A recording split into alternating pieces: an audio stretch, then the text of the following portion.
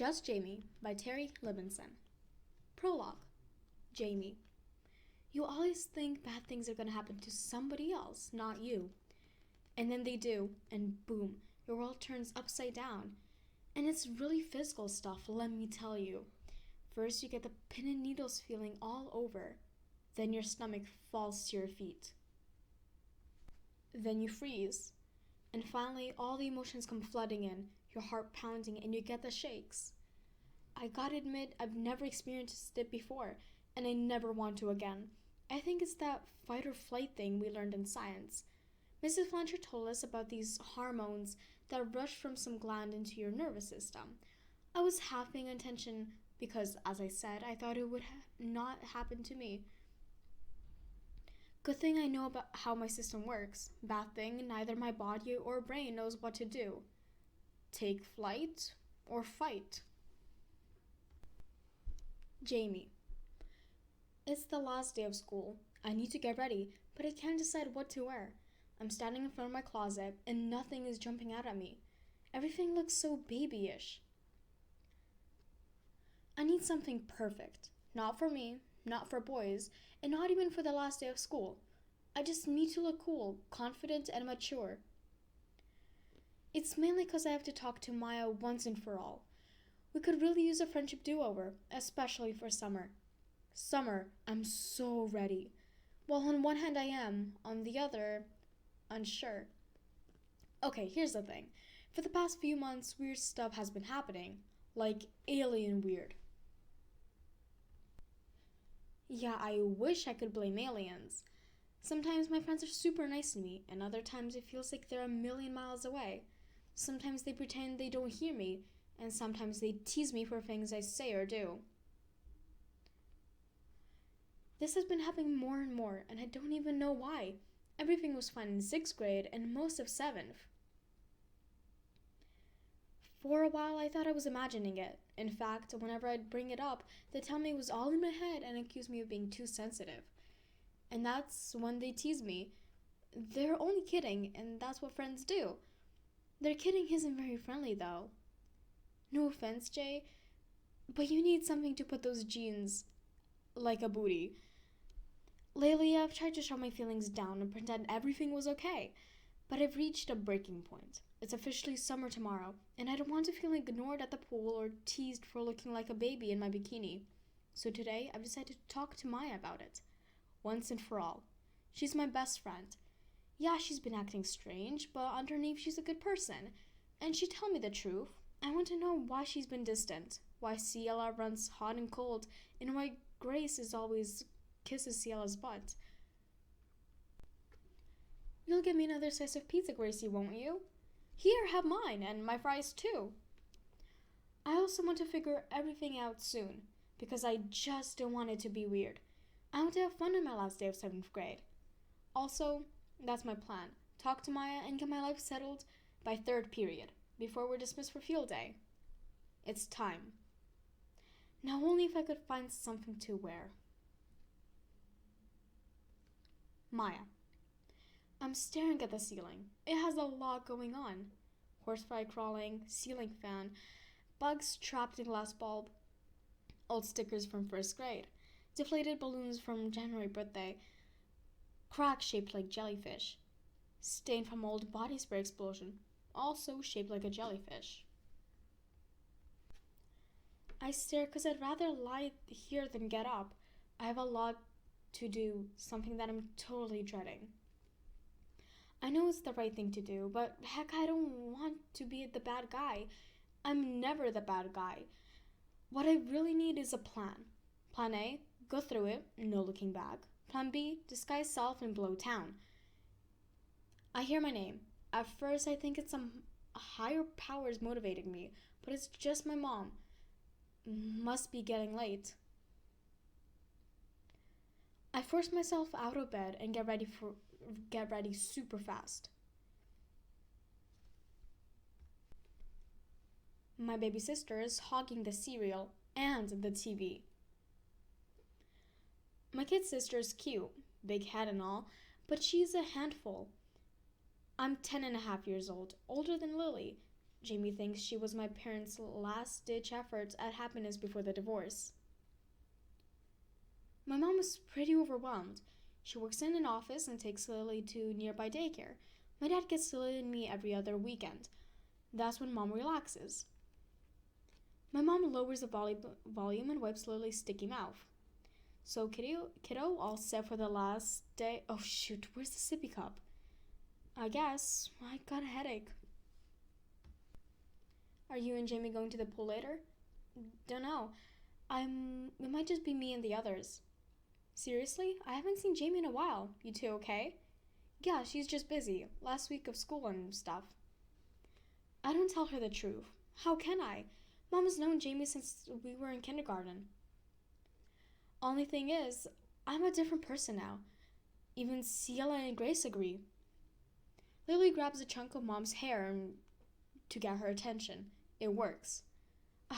Lily... Maya, honey, you'd better get a move on. What, was that the time? I got it. No. Go ahead. You're going to be late for the bus. I pop some aspirin in my mouth and leave before the entire kitchen explodes. Bye, guys. Bye, babe. I walk super slowly to the bus stop. I'm not ready for this. Nope, I was wrong. I'm really not ready for this. Jamie. I finally pick out an outfit and change quickly. The house is super quiet when I come downstairs. My mom is probably already in her office working. My brother can be really quiet too. He likes to read while eating breakfast. Or he plugs in some earpods and watches a science program on the family table. My dad is already gone. He's in sales and usually gets up early to travel. My parents are total workaholics. But they're also complete opposites. My dad drives to different cities around the state all week, selling computer parts or robot parts or something to companies. And my mom works at home as a freelance journalist. Once in a while she travels too, but usually she just interviews people over video chat. I remember seeing this one viral YouTube video where some kid bursts in on their dad going on a big national interview. My mom's job is like that, only local. She once forgot to button her nursing top when my brother was a baby, and the entire boardroom saw more than just her PJ bottoms. My dad likes to tell that story a lot. I ignore my brother while I grab some breakfast and scarf it down. Usually the quiet creeps me out. I like noise and conversation, but today I need to think about how to talk to Maya. So for once, I savor the silence and form a plan while Davy chews his grits and Mom made and listens to Bell Nye drone on the planets. Why are you so quiet? You're freaking me out. I don't know, I'm just thinking. Since when? I kick him under the table. Hard. He just snorts and squishes his earbuds back in. My brother and I are opposites too. He's a total nerd. The top of his 5th grade class. He's really into outer space. His room looks like a science fiction set. All his friends are nerdy too. Adorkable, Maya calls them. Davy actually has a crush on Maya. Every time she comes over, he tries to seduce her with his handmade space shuttle models. Hey Maya, I just finished making Atlantis, complete with hypergalactic propellants. Wanna see? Maybe later, Davy. It's not pretty. I'm a little more, let's say, social. Maya and I have a reputation at school. Other kids call us gossip girls. I hate that name. We may occasionally talk about other people, but we never start rumors. Grace heard she found them in the dumpster outside of the high school. They look like it. Well, except for 5th grade when we started one about Joe Lango having a massive crush on the crossing guard, Mrs. Drinks. But Joe reversed it, and he had spread his peanut butter and marshmallow fluff sandwich all over our bus seat that morning. Everyone called us Fluff Duff, until our parents brought in extra pants to school. The point is, we talk a lot. Usually we talk over each other. Also, we can't help but add our 2 or 200 cents to anything going on around us. Maya and I have called out by teachers all the time. We were put in detention once. We've had notes written to our parents. The only thing that kept us from getting into real trouble were that, in between talking, we paid attention and get decent grades. I actually like to shred that Gossip Girl label next year. I'm aiming for a mature reputation in 8th grade. I'm not hungry anymore. I put the rest of my grits down the drain, which my parents can't stand. What they can't see can hurt them.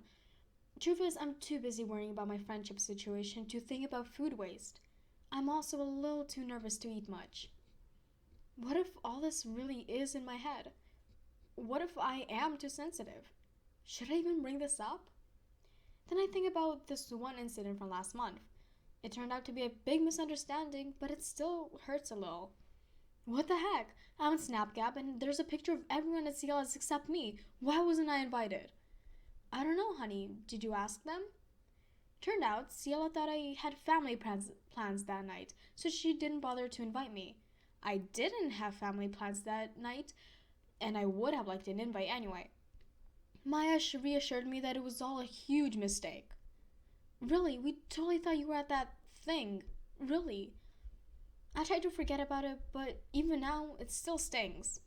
Yeah, I should talk to Maya. I raced out the door, not really having formed any kind of plan, but deciding to wing it. After all, what's the harm in talking? It's just Maya. She's my best friend. Right? Maya. I see Jaime at the bus stop, and I wish I could turn around and run home. Suddenly, I miss Lily's shrieks. Who knew acting normal would be such a chore? Hey, so... yeah? Before she can say anything, the bus pulls up. We get on and find our usual seats. Perfect time to talk about her. We've got a good 15 minutes. Jai starts to say something, then stops, then starts again. You still going to the pool?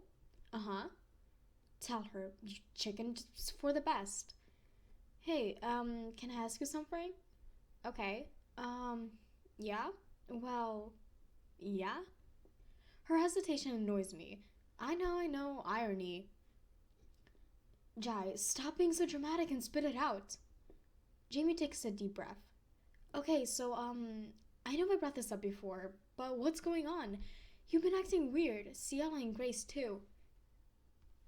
I play innocent. What are you talking about? Like, sometimes I feel like you guys don't want me to be friends with you anymore. That's crazy. Well, I don't know. That's how I feel. Did I do something to make you mad? No. Does Ciela hate me? No. Does Grace? Do you? Jai, stop it. No one hates you. Then why? I said stop it already. This is so annoying. Jaime goes silent. I feel like garbage. Or the layer of garbage that stinks at the bottom of the garbage. At the same time, this is so freaking typical of her. She just doesn't see. I wish she'd get a clue that we've changed and she hasn't. We gave her so many chances and hints to get with it. Or, well, now it's come to this. Okay, now. Do it now. Sorry, Jai. Listen, I need to... What? Now feeling like the bugs that crawl on the stuff that sticks to the bottom of the garbage. Never mind. Chicken. Jaime. I tried. I really tried talking to Maya. It didn't help that I couldn't get my words out. It's weird. Usually we can talk about anything. But she's been so distant. It's like a huge wall went up between us. First I tried at the bus stop, and then the bus pulled up. And there's no way you can talk when this happens. I mean, it careens. I don't know how our driver still has a job. He'd be perfect for a remake of the movie Speed. People have to hold on to each other every time he goes around a corner.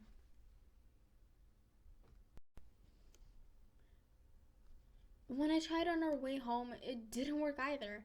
The wall was practically to the ceiling. Plus, I was getting carsick. All I did was make her mad, which made her yell, which made me upset. So now I don't know what to do. Maybe we just need a break. My mom says friends like us, who are joined at the hips, sometimes get annoyed of each other and need some space. just like sisters or couples. I mean, I'm not really feeling that way, but maybe she is. We, miraculously, make it to school. So I guess we will go our separate ways, at least for a couple of minutes. Maya heads to the bathroom to put on some gunky makeup, and I go to the homeroom to sit and wait to clean out our lockers. In my head, I go over what happened on the bus. I try to think of what I did and could have made her mad, or what might be going on with her. The only thing that's really changed about our friendship is Ciela. Maya, Ciela, and Grace make up our friend group. Maya and I are on the same middle school team, have been since last year. Our school is so big, each grade gets divided into groups, or teams.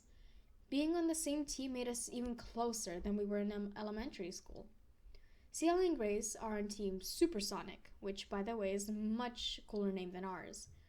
Grace is on the quietest of us, which isn't saying much.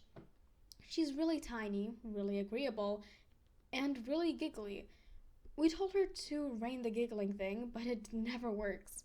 Somehow Grace knows everybody's business. I think it's because people tend to get there she's there. So she always has the juiciest news. She keeps it all in the group though.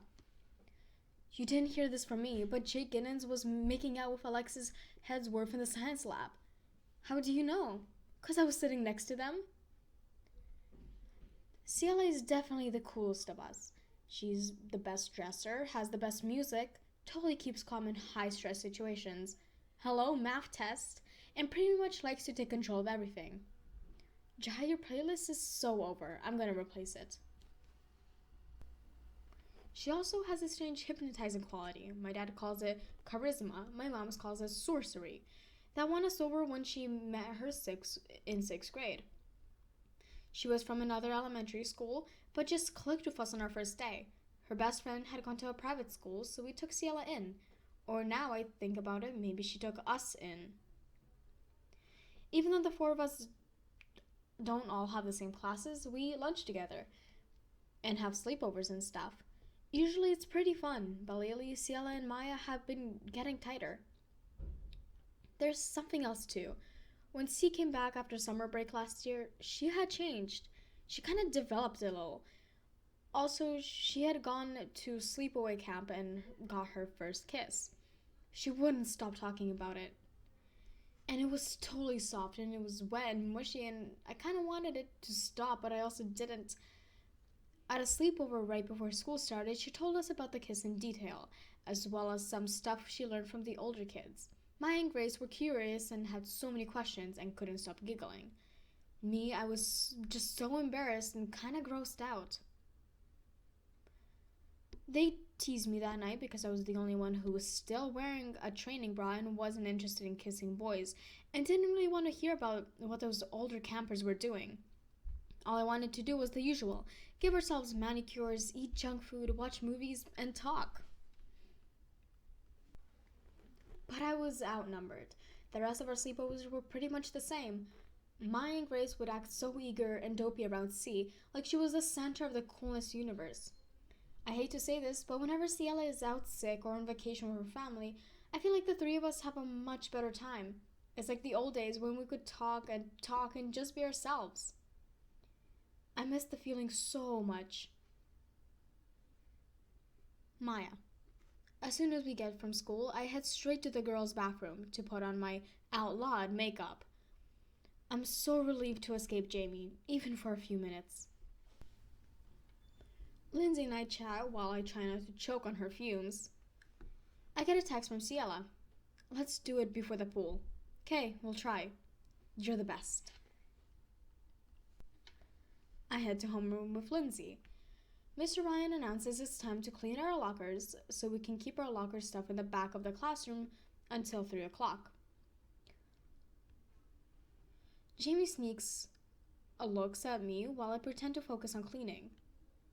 Hey, I'm sorry if I was bugging you on the bus. It's okay. So, which bathing suit are you wearing to the... Hey, Maya! Oh, hey, Jaime! Hey! Cute top, Maya. So what's going on? We were just talking. Oh yeah, about that thing? What thing? Nothing. Inside joke. Oh, see you at the pool? Oh, sure. Cool, I bought a new swimsuit. It's not like your blue one, is it? No, it's a yellow bikini with tiny flowers. Good, the blue one makes you look like Maya's little sister. JK, not that she isn't cute. Have a great summer, girls. You too, Mrs. D. Oh, I love your necklace. Thanks, it was my mother's. That thing is hideous, but I want to get an A in English next year. Okay, well, we have to get going. Later. Yeah, later. Celia and Grace head to class. Just stands there looking beaten and pathetic. The bell rings and we grab our stuff and to go back to class. Ready? Sure. Jaime looks so sad. For a minute, I'm mad at Ciela for making me do this. Seems like anytime I start to feel that way, though, I get a sign from above, or from C.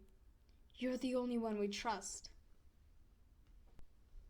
When someone like her totally trusts you, it makes you feel, well, pumped. Yeah, this is for the good of our group. Heck, it's for Jamie's own good. I know it. I just hope she sees that